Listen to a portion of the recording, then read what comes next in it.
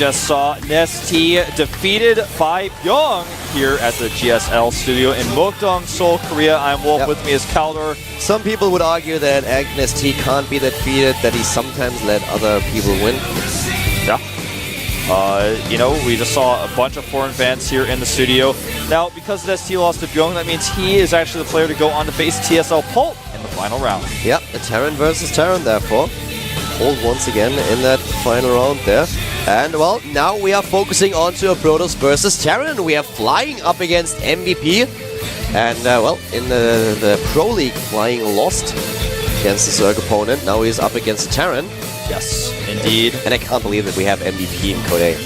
It's hard to believe, man, but it may not last for very long. He's got 2 opponents left to knock down. If he does it, then he gets right back into Code S. You know, it's like you want to walk over to his booth and he was like, excuse me, but are you lost? This is the wrong studio. That's the wrong league, man. Code S is not for another few weeks. You were wrong. I like show him that sign that says Code A, and I'm like, listen. I'm like, this is an A? I don't know what you're doing here. And he's like, no, that's right, I belong here. And I'm like, no, you don't. What are you talking about? Yeah, he shows me the VODs, and I'm like, were you sick that day? What's Some people actually argue that he should not even have to play the group stages of Code S. Just put him into the round of 8 right away. Yeah, that normally is basically what it looks like when he plays those group stages. Man, this guy is so good. This is a legend. This is the 4-time champion. Yeah, he's been to more finals than anyone else as well. This guy is the master. He had more finals participation. He has actually more Code S wins than most people have Code S season participations. Yeah. That's actually true. That's actually true. Sick player, but Flying is someone who's been doing really well from the Kesp side, one of the best processes. And he's going to give MVP a run for his money. I think MVP is definitely the favorite here, but Flying is not going to be an easy opponent. Yeah, Flying, not an easy opponent, but I personally would be really disappointed to see MVP not win. When I saw him drop into Code A, I, for myself, thought, okay, it would be a miracle if he is not able to immediately re-qualify for Code S. That's where he belongs, that's where he should be. We have him at the right side now, the 3rd LGIM player today. And Flying, even though he's not a pushover, he knows that he has to work hard for a win. Yeah, he definitely does. This is going to be a really exciting matchup, in fact. You know, the 2 players that I was the most interested in as far as the Pro side, when I first watched those old seasons of Pro League, the half and half Pro League, were Flying and, of course, Rain. And I think that Flying still has that same potential. He's improved a lot since then. I've been watching him closely, and I think he could be Code S level. Is he ready yet? We're going to find out right now, because this is Code A. This is the round 2 match. Whoever wins this will go to the 3rd round where they get that straight shot into Code S. I am Wolf. With me is Kaldor. Let's jump into the game right now on Cloud Kingdom. All over the radio and back up in the raves again. We got the crowd on the wave like it's a stadium. Wolf raising an interesting point. He wants to know if this Protoss player is Code S level yet, but it's more, is he actually a Code S champion level, because he's facing a tough opponent. But here, of course, we have starting for the Woonjing. He starts at the bottom left of the map, the Protoss player who calls himself Woongjin Stars Fly. Woongjin Stars Flying. Lost in Pro League in the first round to a Zerg player. Very interesting strategy though, with an early mothership on Cloud Kingdom. The same map that he currently plays against our Terran player to the top right of the map. He's the best player in StarCraft 2 overall. He has 4 GSL titles already. This is the one and only LGIM MVP. He is so good, they named an entire team after him. Yep, he is the most valuable player, literally. And I think, you know, he almost grabbed onto that GSL 5 trophy. He was defeated, but I think he may be able to do it this next season. For me, this was the toughest time ever, because I watched it and I was, on one hand, you know, half of me was rooting for Life, and I was really like, okay, Life, come on, do it, go the Royal Road and take the title. On the other hand, I wanted MVP to win that 5th title. It would have been so epic.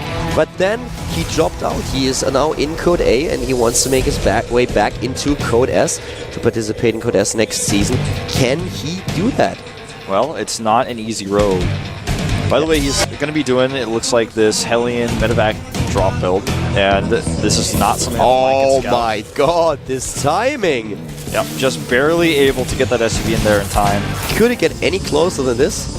Look at the winner prediction here. Flying with 12%, nearly 13, and MVP with 87. That is insane. Most people definitely predicting him to get out, and I don't blame them.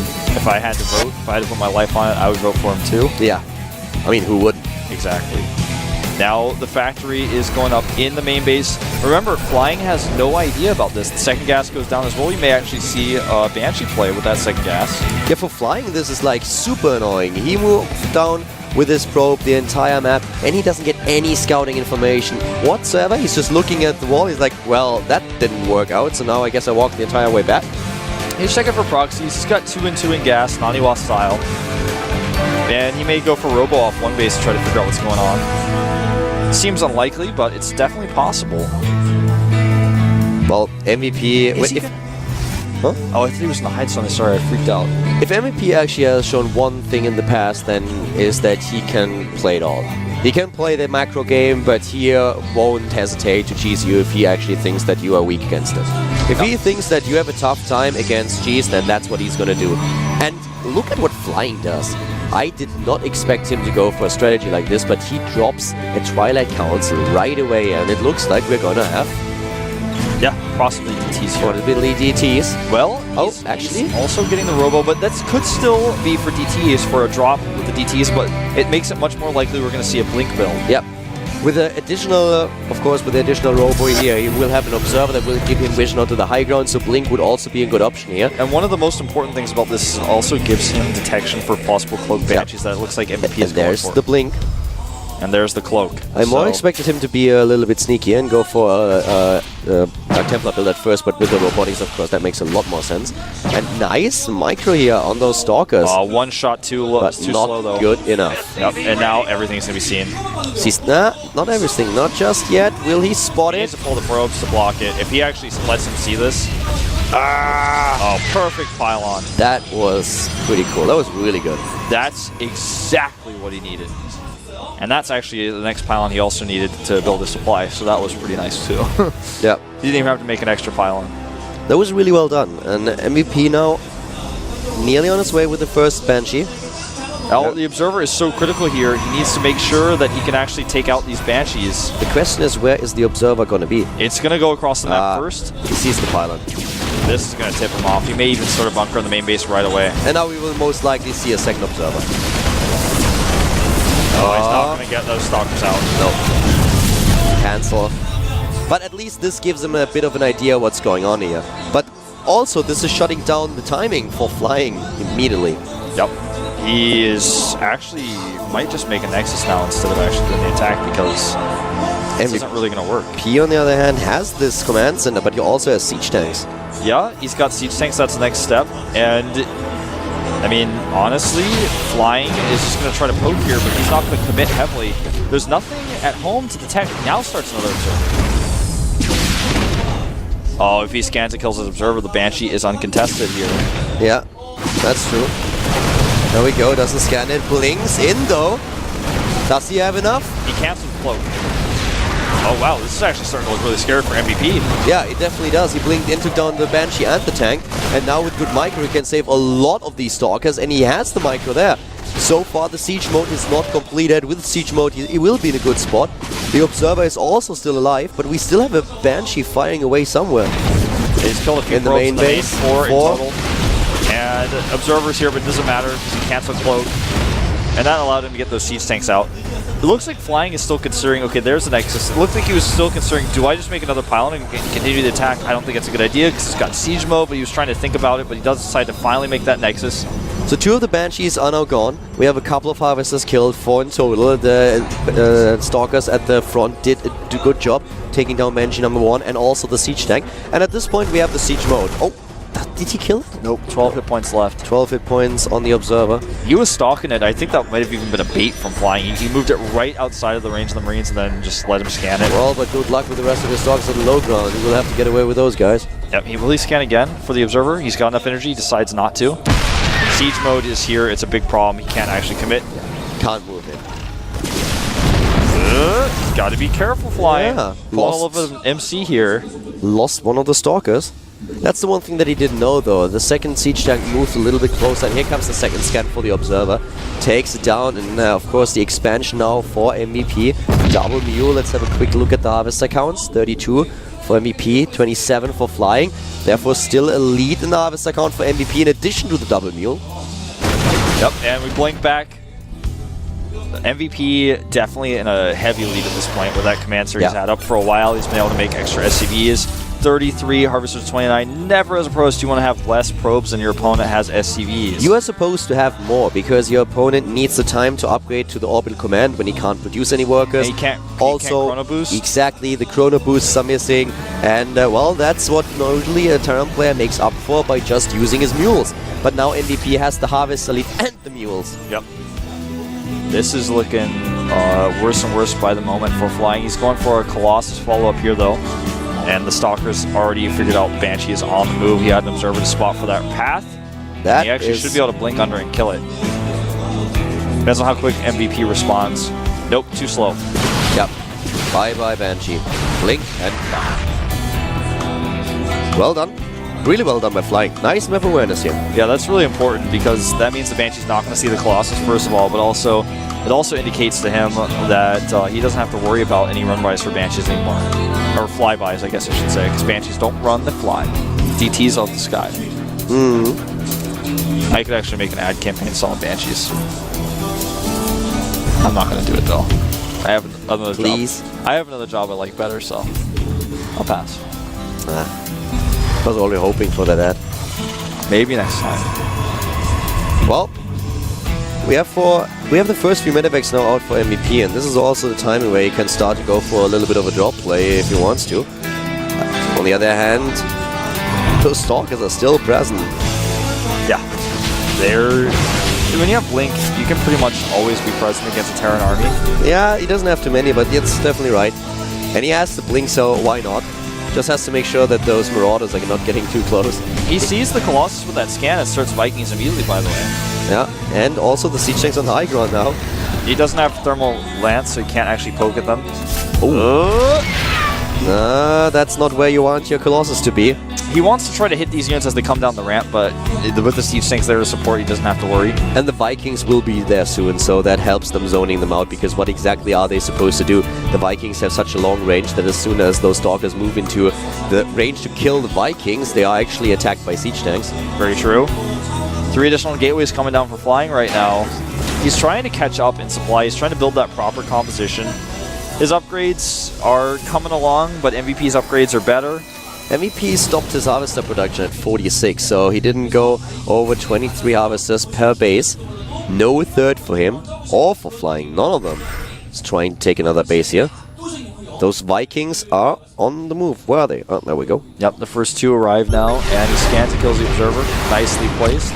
It also gives him a vision of whether his opponent switching into High Templar or not. Now he knows 100% that that is not the case. 4 Vikings on the map now. Takes another observer down. Really map aware by him. And this means that there is not a single observer anymore on the map, so the scouting options of flying are reduced.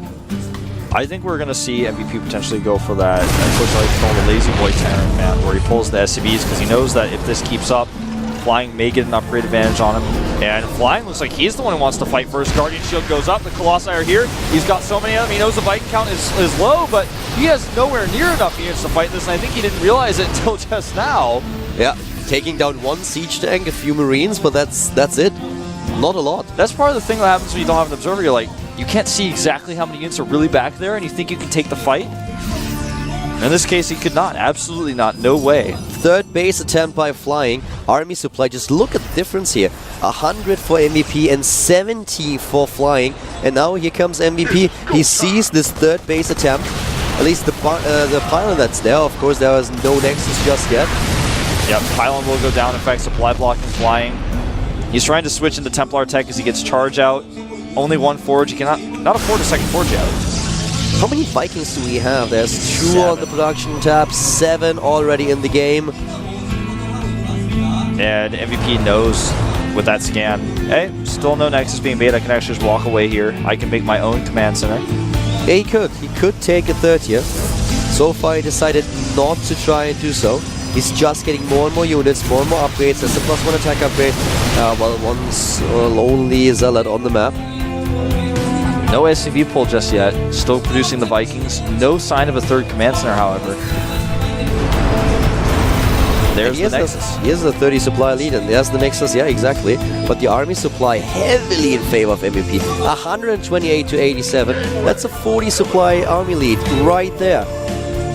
And the more Vikings he has, the better, because there are so many Colossi in this army composition. Yeah, it's a total Colossus army. That's 11 Vikings already. A few more and he can one-shot a Colossus, well, at least two-shot. Yeah.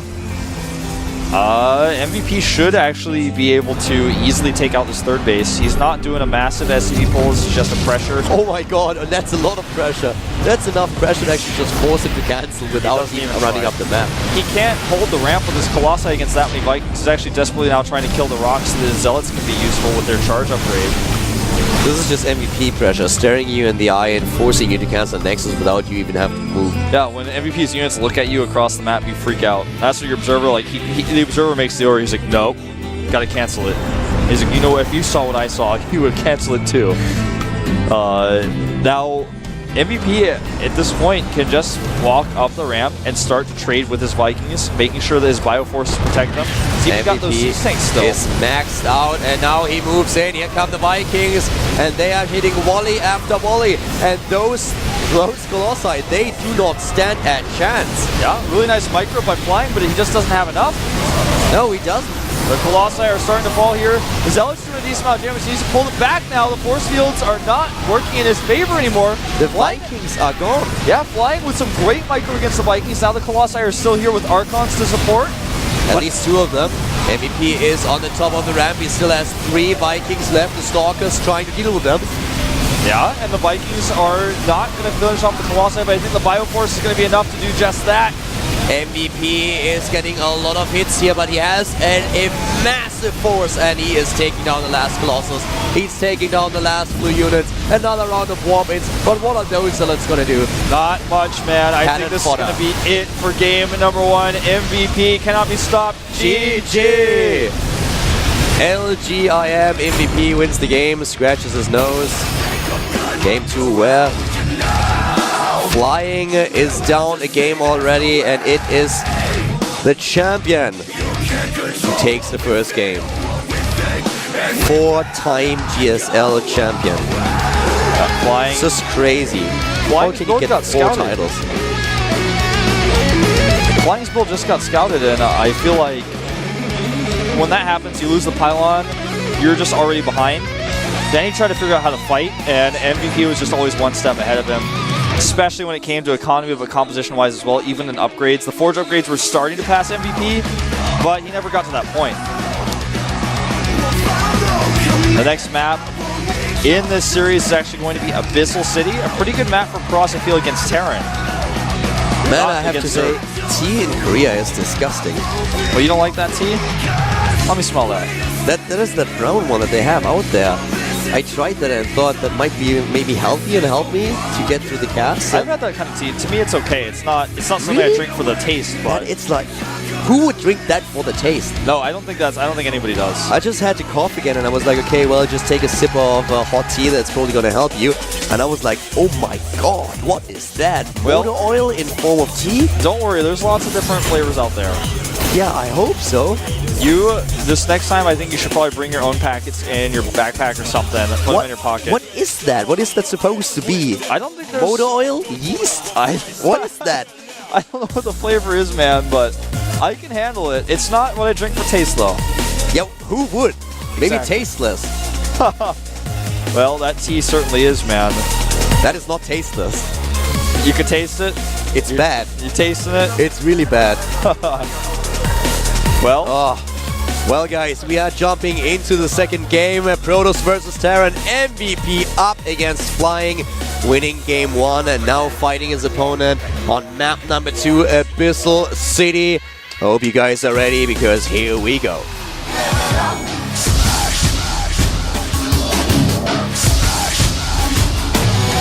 All over the radio and back up in the raves again. We got the crowd on the wave like it's a